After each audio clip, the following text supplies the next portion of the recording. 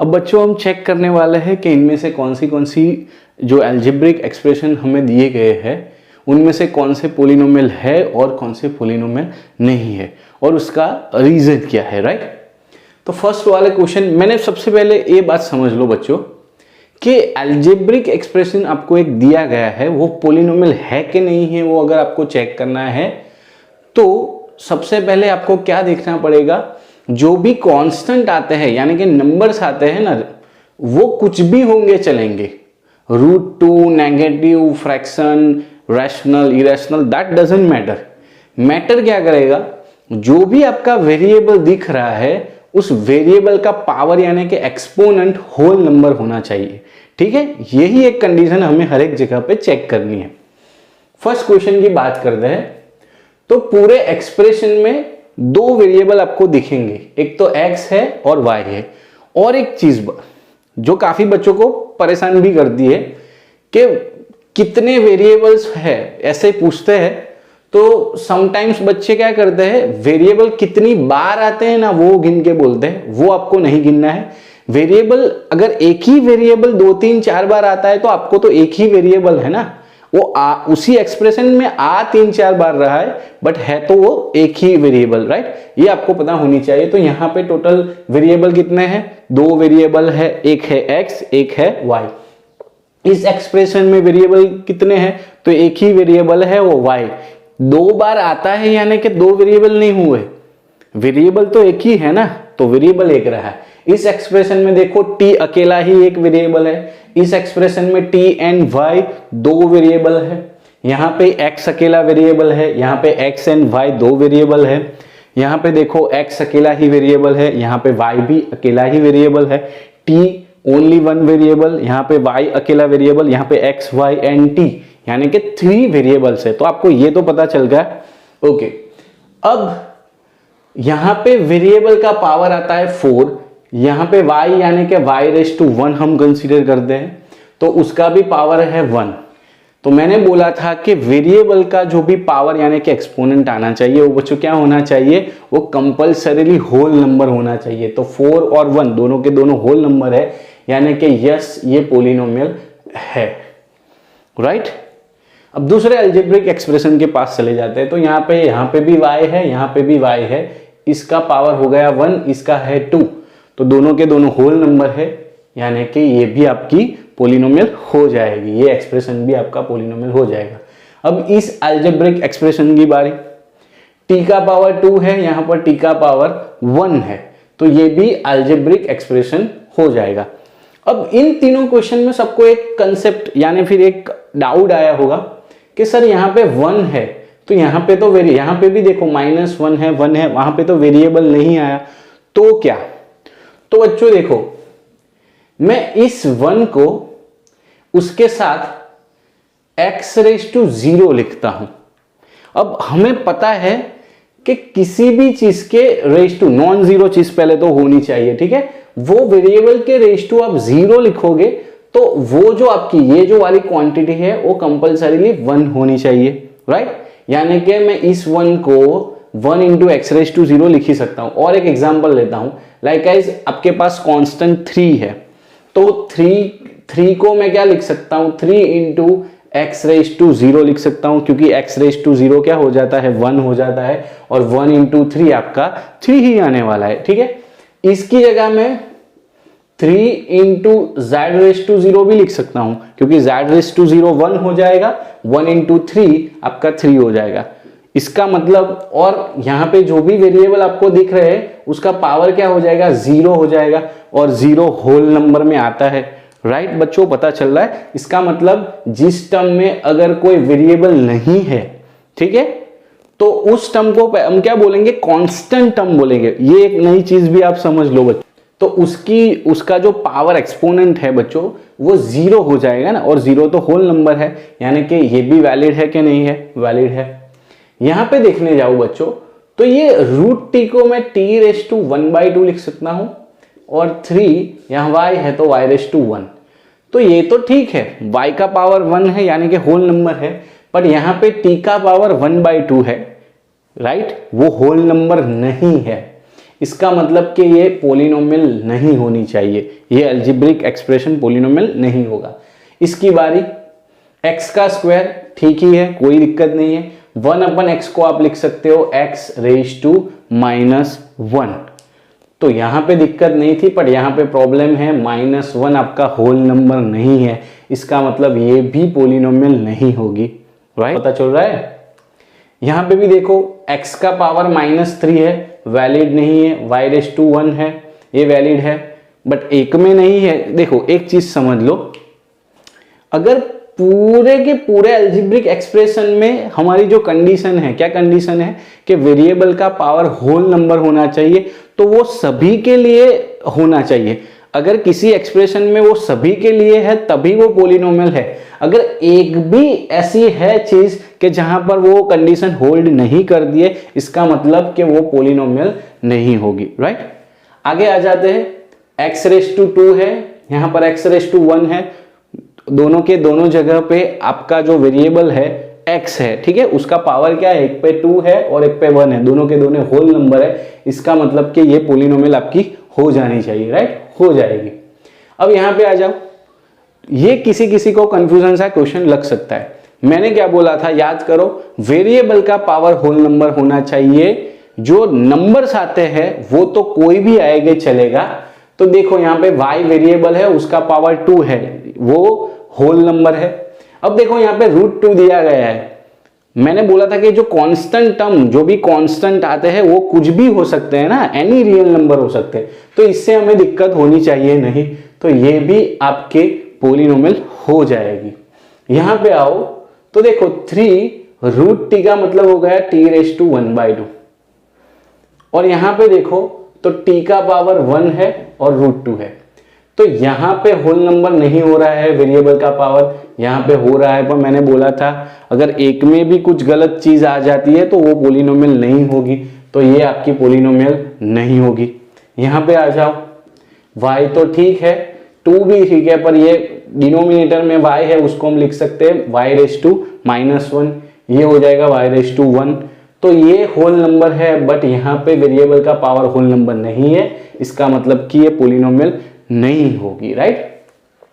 यहाँ पे x y z 3 variable है और तीनों 3 के पावर यहाँ पे 10 है, 3 है, 50 है, सभी के सभी होल नंबर है, इसका मतलब कि ये पोलिनोमियल हो जानी चाहिए। तो फिर से एक बार बच्चों मैं रिपीट कर लेता हूं कि आपको इन सब चीजों में देखना क्या है, जो भी वेरिएबल है उनके पावर क्या होने चाहिए, होल नंबर होने चाहिए, ठीक है? 0 आएगा तो चलेगा, यानी कि अगर किसी भी टर्म में आपको कोई कांस्टेंट अकेला ही दिख रहा है, यानी कि वेरिएबल नहीं भी दिख रहा है, तो वो दिक्कत भरी बात नहीं है, ये बच्चों समझ लेना। और एक चीज, एक जो अलजेब्रिक एक्सप्रेशन आपको दिया गया है उसमें कुछ कुछ टर्म सही है जिनमें वेरिएबल के पावर तो होल नंबर आते हैं, पर एक आधा टर्म भी ऐसी है जिसमें वेरिएबल का पावर होल नंबर नहीं आता है, इसका मतलब कि वो पोलिनोमियल नहीं है। सभी की सभी जगह पे वेरिएबल का पावर होल नंबर आना चाहिए। समझ गए बच्चों? अब थोड़े एडवांस क्वेश्चन करते हैं, जिनको क्या लगेगा, पहले तो आपको देख के लगेगा कि ये पोलिनोमियल्स नहीं है, बट अगर आप थोड़ा सिंप्लीफाई करोगे तब जाके आप जज कर पाओगे कि वेदर इट इज पोलिनोमियल और नॉट। तो यहां पे देखो, पहले तो लगता है कि डिनोमिनेटर में x है, यानी कि शायद ये पोलिनोमियल नहीं होगी, बट देखो इस x को मैं सेपरेटली डिवाइड कर सकता हूं, तीनों 3 को, ये जो दिख रहे हैं उसमें ये x को सेपरेटली डिवाइड कर सकते हैं, तो यहां पे हो जाएगा x⁻4/x, x⁻x and 2x/x plus ये वाला 3 तो एज इट इज रहेगा। अब x⁻4/x करें तो आप x³ पाओगे, x³ यानी कि x², 2x/x यानी कि 2 + 3, राइट? और ये जो 2 + 3 है वो मिलाओगे तो वो हो जाएगा 5, राइट? अब बच्चों देखो यहाँ पे वेरिएबल्स कितने हैं, तो एक ही वेरिएबल है जो कि कौन सा है, x है, और ये यहां दोनों पे आ रही है, तो x का पावर है 3, यहाँ पे x का पावर है 2, दोनों के दोनों होल नंबर है, राइट? इसका मतलब कि ये पोलिनोमियल हो गई, राइट? सेकेंड क्वेश्चन पे आते हैं। यहां पे भी देखो प्रोडक्ट आपको दी गई है, दो अलजेब्रिक एक्सप्रेशन की प्रोडक्ट आपको दी गई है, तो वहां पे भी देखो, यहाँ पे भी डिनोमिनेटर में x है तो लग रहा है कि शायद पोलिनोमियल नहीं होगी। बट पहले इसको सिंप्लीफाई करते हैं, इसको एक्सपांड करते हैं, तो क्या होगा, तो पहले तो ये 3x को इस x के साथ मल्टीप्लाई करना पड़ेगा, उसके बाद 1/x के साथ, तो 3x इंटू x हो जाएगा, प्लस ये 3x को 1/x के साथ मल्टीप्लाई करो। अब x क्यूब को इसके साथ और x क्यूब को 1/x के साथ मल्टीप्लाई करो, तो x cube into x and x cube into 1/x। तो ये देखो 3 एज यूजुअल रहेगा, x इंटू एक्स आपका हो जाएगा x स्क्वायर। यहाँ पे देखो x और x कट हो जाएंगे, राइट, सो आपके पास बचेगा ओनली 3। यहाँ पे देखो x क्यूब इंटू एक्स यानी कि x⁴ हो जाएगा। यहाँ पे x क्यूब और डिवीजन में x है यानी कि आपका हो जाएगा x स्क्वायर। देखो बच्चों क्या हो रहा है, इन 3 जगहों पे x आ रहा है यानी कि वेरिएबल आ रहा है, और तीनों के पावर आप देखो, एक्सपोनेंट देखो, तीनों 2 4 2 यानी कि सभी के सभी होल नंबर है, इसका मतलब ये भी पोलिनोमियल हो जाएगी, राइट। अच्छा क्वेश्चन है। यहाँ पे देखते हैं, पहले मैं न्यूमरेटर को सिंप्लीफाई कर देता हूँ, ठीक, एक्सपांड कर लेता हूँ। तो फर्स्ट ऑफ ऑल ये जो x दिख रहा है उसको इस x के साथ और इसको ये -4 के साथ मल्टीप्लाई करने का पड़ेगा, तो x को x के साथ मल्टीप्लाई करना है एंड x को -4 के साथ मल्टीप्लाई करना है फर्स्ट ऑफ ऑल हमें। फिर ये जो -2 दिख रहा है उसको x के साथ और ये -2 को -4 के साथ मल्टीप्लाई करना पड़ेगा, तो -2 को x के साथ एंड -2 को -4 के साथ मल्टीप्लाई करना है, ठीक है। और डिनोमिनेटर में आपका x तो है ही, सिंप्लीफाई करते हैं, x इंटू एक्स हो जाएगा आपका x स्क्वायर, ये दोनों का मल्टीप्लीकेशन -4x, ये हो जाएगा -2x और ये माइनस माइनस प्लस 4 2 जा 8 डिवाइडेड बाय x हो जाएगा, राइट। अब देखो फर्स्ट क्वेश्चन में जैसे किया था वहां पे ही हम कर सकते हैं कि x को सबके डिनोमिनेटर में दे दो, तो यहाँ पे हो जाएगा x² -4x/x -2x/x और 8/x। तो देखो बच्चों x² आपका हो जाएगा x, ये हो जाएगा -4, x कैंसल्ड आउट हो जाएंगे, यहाँ पे भी x कैंसिल होके -2, बट लास्ट टर्म में x की अगर देखने जाओ तो कुछ कैंसिल नहीं होगा, x को ऊपर लेके जाओ तो x⁻1 हो जाएगा। दिक्कत आई कि नहीं आई बच्चों? देखो ये टर्म्स में कोई प्रॉब्लम नहीं है, पर यहाँ पे जो भी आपका वेरिएबल है उसका पावर क्या है, नेगेटिव है, चलता है नहीं चलता, इसका मतलब ये पोलिनोमियल नहीं होगी, राइट। 4th नंबर के क्वेश्चन पे आ जाते हैं। अब यहां पे देखो एक चीज समझो बच्चों, पहले इससे पहले कि x⁻n है तो इसे हम लिख सकते हैं 1/x⁻n। ये बात समझो कि x⁻n है तो इसको हम लिख सकते हैं x⁻n, और 1/x⁻n है तो इसको हम लिख सकते हैं x⁻n। ये बात आपको समझनी पड़ेगी कि नेगेटिव पावर है तो उनको डिनोमिनेटर में ले जा सकते हो, और डिनोमिनेटर में अगर नेगेटिव पावर वाली चीज है तो उसको न्यूमरेटर में ले जा सकते हो। तो यहाँ पे देखो 1/5 को मैं एज यूजुअल रखता हूँ, क्योंकि मैंने पहले ही बोला था जो भी कांस्टेंट आते हैं, नंबर्स आते हैं, वो कुछ भी आएंगे हमें कोई दिक्कत नहीं है।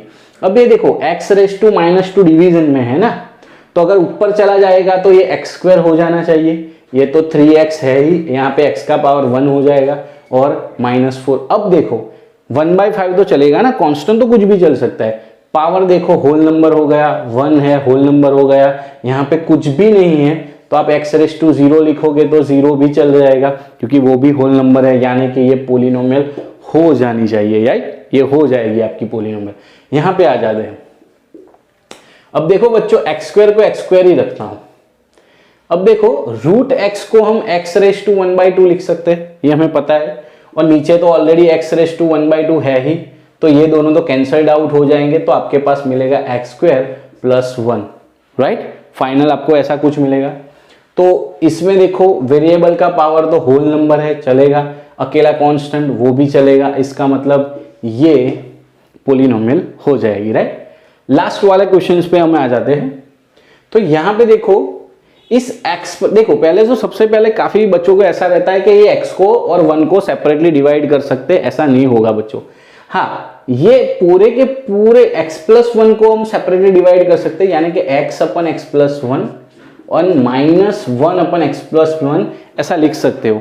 बट अगर कोई बच्चा ऐसा कहेगा सर अभी ये x और ये 1 को सेपरेटली डिवाइड करो, तो बच्चों ये पॉसिबल नहीं है। यहां पे देखो x प्लस 1 अपन x होगा तो आप सेपरेटली डिवाइड कर सकते हो, बट ये उल्टा है तो आप सेपरेटली डिवाइड कर सकते नहीं हो। इसका मतलब यहां पे तो अभी आगे कुछ सिंप्लीफिकेशन पॉसिबल नहीं है।